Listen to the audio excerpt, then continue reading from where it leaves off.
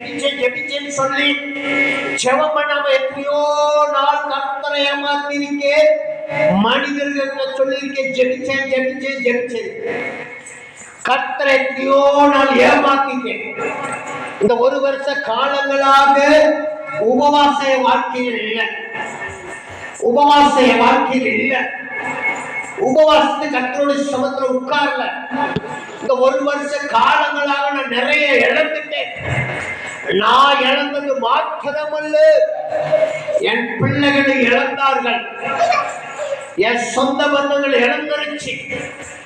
இது நிமித்தமாக அநேக நஷ்டப்பட்டேன், அநேக துன்பப்பட்டேன், அநேக கேவலப்பட்டேன், அநேக பேரால் கைவிடப்பட்டேன். அவமான நிலைமையில நான் வாழ்ந்து கொண்டிருக்கேன். இன்றைக்கு அந்த அவமானம் மாற வேண்டும்னா நீ தேவ சமூகத்துல நான் உமக்காக நேமித்த நாள ஆண்டவரை விட்டு கொடுத்தபடினால, என்னுடைய ஜபத்தை நான் விட்டு கொடுக்கிறேன், என் டயத்தை நான் விட்டு கொடுத்தனா அடுத்தவங்களுக்கு அந்த ஆசீர்வாதம் கடந்து போகும் ஆண்டவர் சொல்றாங்க. அல்லேலூயா. நீ உபவாசிக்கிறதுனால விட்டு கொடுத்தா உன்னை பத்தி எனக்கு கவலை இல்லை. உனக்கு பதிலாக எங்கேயோ ஒருத்தர் ஜெபம் பண்ணிக்கிட்டுமா, அவனுக்கு ரெட்டிப்பான ஆசீர்வாதம். உனக்காக யாரோ இன்னொரு மகன் இன்னொரு இடத்துல ஜெபம் பண்ணும், அந்த ஆசீர்வாதம் அங்க போய் சேரும். அதனாலதான் நம்ம கண்ணு பிற ஜனங்களை பார்த்தா துக்கித்து நிக்க வேண்டியதா இருக்கிறது, கவலைப்பட்டு நிக்க வேண்டியதா இருக்கு.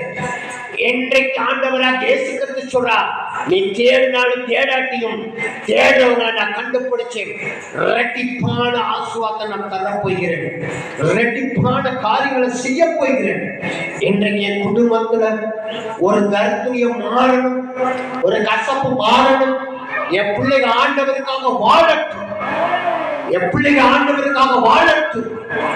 என் பிள்ளைங்க உலகத்துக்காக தன் சுய சம்பாதிக்கிறதுக்காக ஓடுற ஓட்டம் வேற, தன் படிப்புக்காக ஓடுற ஓட்டம் வேற.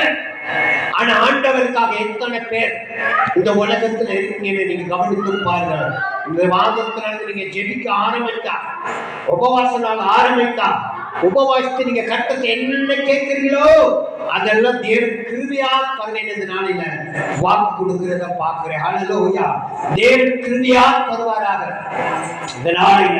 அப்படியாக நீங்க எல்லாம் இந்த நாளில ஆண்டவருடைய சமூகத்துல கேட்டு பகிர்ந்து கொண்டு அதை பெற்றுக்கொண்டு அதை நீங்க வாங்கி புஷிங்கன்னு சொன்னது போல, அது தேவனிடத்திலிருந்து வருகின்ற நல்ல உணவா இருக்கலாம், உடையா இருக்கலாம்.